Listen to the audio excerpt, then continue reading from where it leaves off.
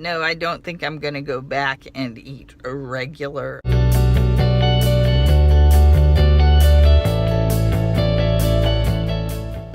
Good morning, everyone, and it is literally morning. Here I am on number 5 of Women's Heart Health.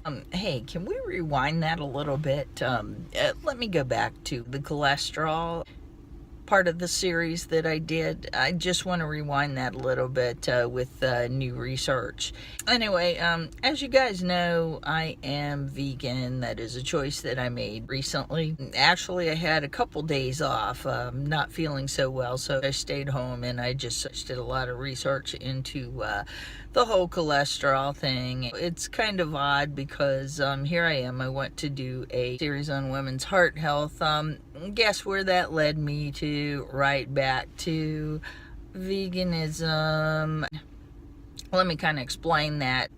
When I was in the hospital, I told the doctors. They found out because I had to eat something, and it wasn't like I made a great big decision to tout my veganism. They needed to find out what I needed to eat, and they got word of it.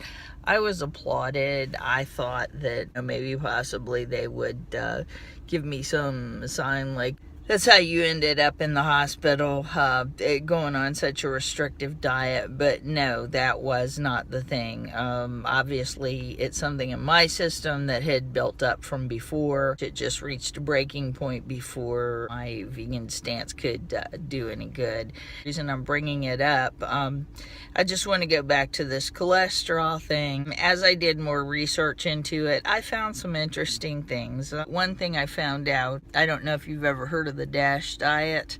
That is something you're supposed to go on when you have high blood pressure. When that diet apparently began, they were trying to study the effects of a vegetarian diet on high blood pressure. So that's how the entire beginning of the DASH diet was founded. I was very aware of the DASH diet because of my high blood pressure. However, they wanted society to accept it. So what they did was they did incorporate meat, more low cholesterol meats. But the thing is, when that diet was originally done, and their whole reasoning behind doing that is because people aren't going to accept it if we don't incorporate the meat into it. So, there you go, the foundation of the DASH diet, that says eat fish, chicken, very little red meat. I just have to say that becoming vegan is very easy, a lot easier than I thought that it would be, just because there are so many choices out there, so many options as far as like the feel, the taste of food, or anything that you think might suffer because of a vegan diet.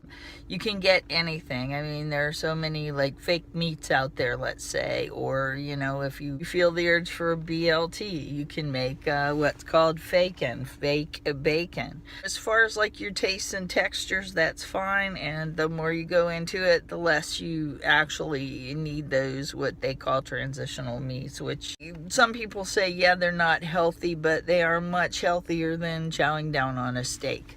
Anytime you eat meat, it doesn't matter whether it's fish, chicken, whatever the above is, it is going to put cholesterol into your body. Sometimes if you ask somebody not to eat meat, it's asking the impossible. Do what you can for your heart health. Eat as close to a vegetable diet as you can. When I read that about the DASH diet, which I am very familiar with because it was given to me when I had high blood pressure, it drives the whole thing home. Whether you're talking the DASH diet or whether you're talking any other diet. When I was in the hospital, as I said, they pretty much applauded me for taking the step to be vegan. No matter how you cut it, that was a good step to go vegan, because that's pretty much a guarantee that you're not going to have cholesterol. Now, there is a hook with that. And the hook is that you do have to watch your oil. And there is kind of propensity. You feel like a heavier food because you're used to a heavier food. Sometimes to get that, what you really feel like eating is something with oils in it. Say, no matter whether it's olive oil, coconut oil is a bad one. That can actually raise your cholesterol to the extent that cholesterol, say, from meat. It doesn't mean don't eat any oil, what's suitable for cooking, but no additional oils. If you're feeling like a heavier food, there are foods with oil in them where it's more from a natural source because you're eating the whole food. Maybe a handful of nuts or an avocado, something like that. So you're still getting that feeling, but at the same time you're not dousing your body in oil. This almost feels like a crossover tape. If any of you actually watched through my 30-day vegan challenge, being that I wanted to do this on heart health, guess what? I am still touting the vegan lifestyle, even going through a heart attack and everything else. Just because, the way that you feel better, it's hard to describe because as a survivor of a heart attack, I do feel quite weak in some ways. I get tired easily because of the heart attack. I am getting all my nutrients. I am getting everything that you're supposed to get. There's nothing undernourished about me. General well-being, feeling good as far as nutritionally, yes, I do. And, anything I'm facing just has to do with the fact that, gosh, I just went through a heart attack. I mean, how much energy am I supposed to have? I'm just totally going full circle on it. Now I am a heart attack survivor who happens to be a vegan. It's funny how these things work into your life, and the least meat that you have in your diet, the better. This is what I've heard now from several doctors. Now, my family physician, she is not particularly convinced about that. She told me, she said, you can go ahead and eat regular. No, I don't think I'm going to go back and eat a regular. I hate to say it, I'm probably on my way for looking for another family physician. When I applied for leave, she actually sent over my medical record, and I got the sentiment of what a lab rat might feel like just because of the way she did a write-up on me. And it was very impersonal. And I don't want to knock my family physician.